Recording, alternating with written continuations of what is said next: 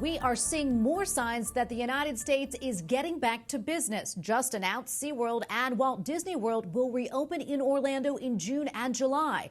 And Las Vegas casinos will welcome customers next week. There is even hope that America will avoid a second wave of COVID-19 later this year. Correspondent Owen Jensen reports now from the White House. Owen? Tracy, earlier this afternoon, President Trump left the White House for Florida to watch the astronauts prepare for liftoff.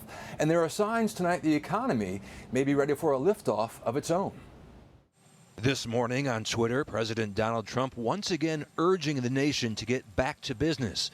We passed 15 million tests today, by far the most in the world. Open safely. The president isn't the only one who wants America back open.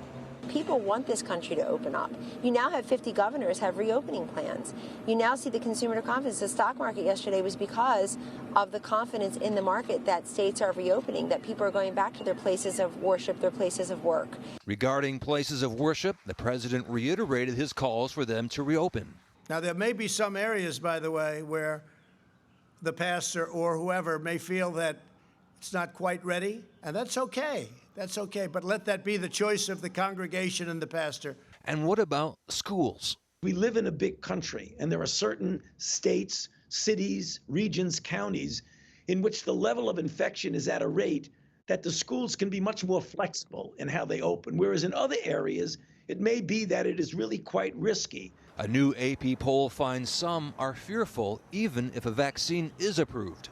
To get a COVID-19 vaccine within a year or two